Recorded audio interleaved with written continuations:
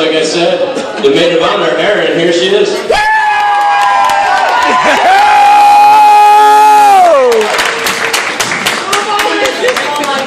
Thank you all for being here tonight. Warm welcome.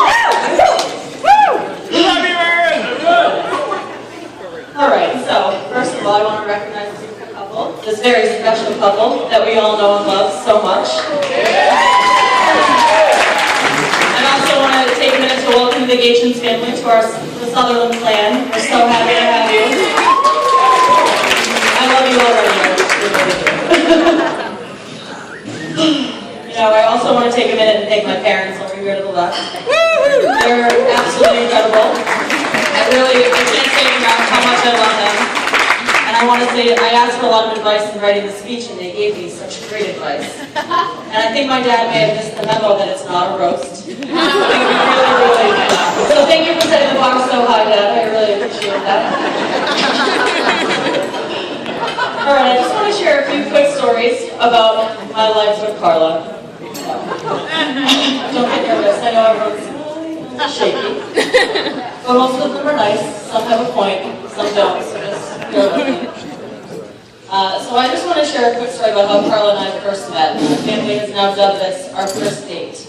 We really had a first date. We were 6 years old, we went to the Mystic Aquarium, and it was really, really memorable. I think we may have caused some trouble with my parents, but that's okay, no big deal.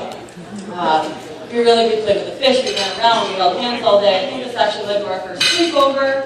I mean, it was just really all special. All things that I know John probably experienced with Carla later in life. So.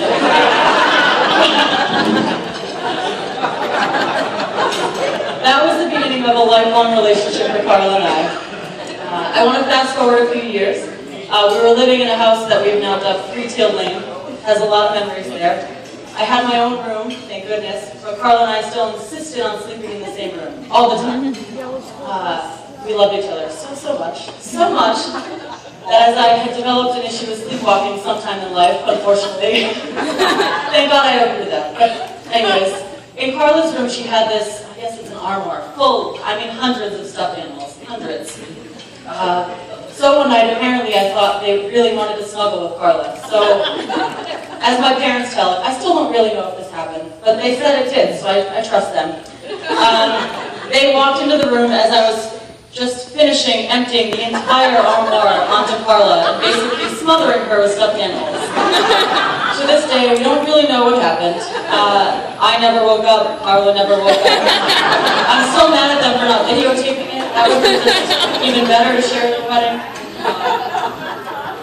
You know, somewhere along the way, I really fell in love with Carla, but there were a few years in there that we fought a lot.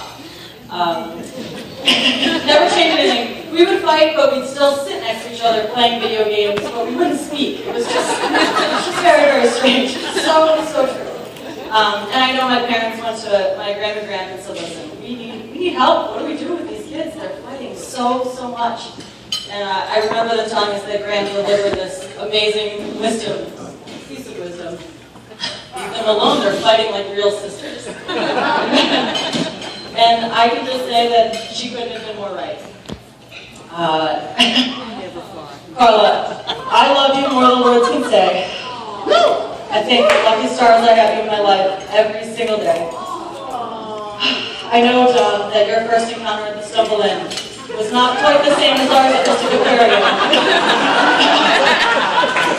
But the moment was equally as life-changing.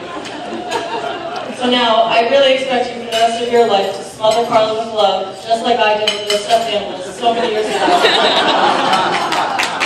And I just want to welcome you to the family. Love you. Cheers.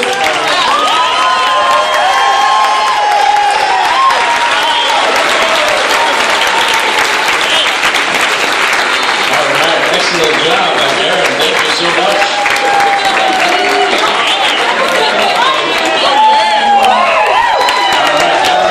Yeah, Erin! Erin! Uncle Joe, as the oldest man here, it seems to me it's incumbent on me to give a couple of words of advice to the newlyweds. First, John. John, my advice to you is to memorize 2 dates. The first one is Carla's birthday. Now, I can speak from experience. I had a little confusion.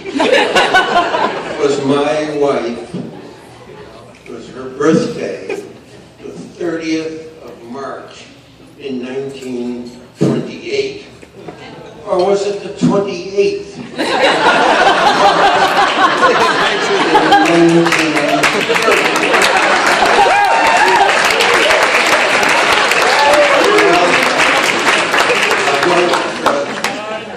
It didn't take too long, only a few years, for her to straighten me out.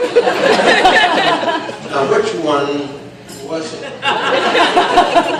It would be too embarrassing to get it wrong. So just to be sure, give me a few minutes and we'll get over it. Now the second date is your wedding day. And fortunately, I never had any confusion. Unfortunately, I just forgot.